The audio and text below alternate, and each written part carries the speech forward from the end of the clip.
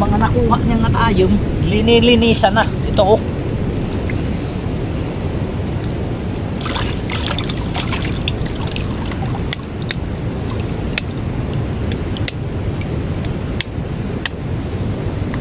May sinasablip na dama siya nga nasingan ni Hedagat.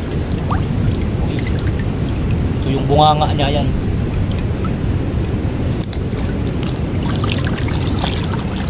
Mga pato ang kinain. Ayan yung kinain niya guys. Mga bato baras. Buhangin. Ganyan lang yan. Ginagalok-lok ba? Ginagalok-lok. Ayan, buhangin. Nung kinain.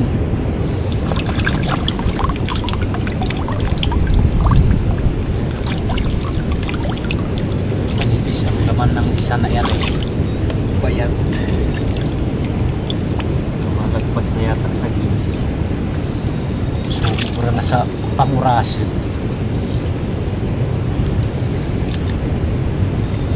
So, mura na sa pangurasin mga idol. Manipis la ang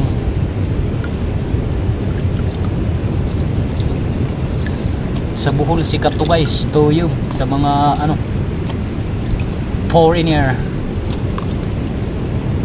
sa mga turista. Halos 300 din ang isa yata bintahan nila dun. Dito sa Samar libre lang. Punta ka lang sa dagat kung gusto mo nito mag-try. Walang bayad, walang entrance. Hindi naman naniningil dyan sa entrance si Enric.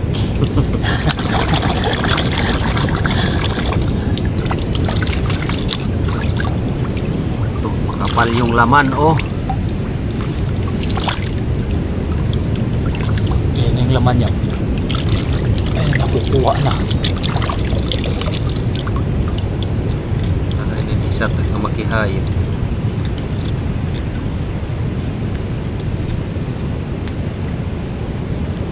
Ayan na yung laman oh.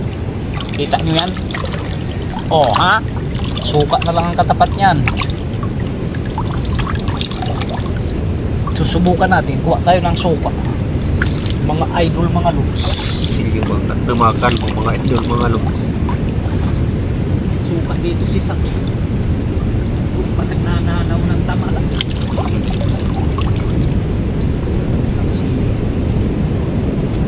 May dara.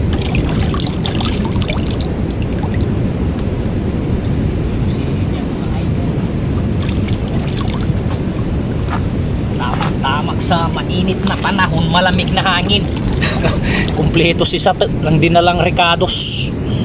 May sili, may kalamansi, may supang tuba. Sibuyas ito kaniya. Hindi mo sibuyas. Iya. Ngayon, susubukan na naman natin, siyempre.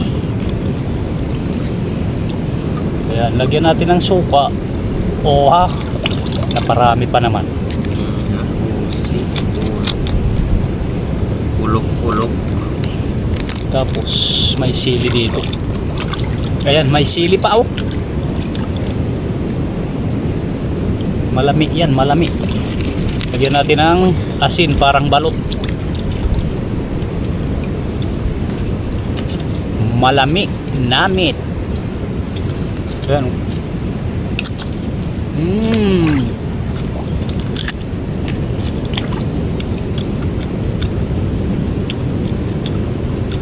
Manatek guys, manatek.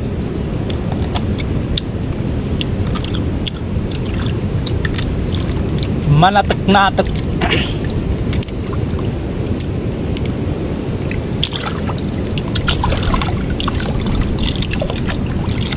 Kay wala himoy pa kadamo. Kay makuri.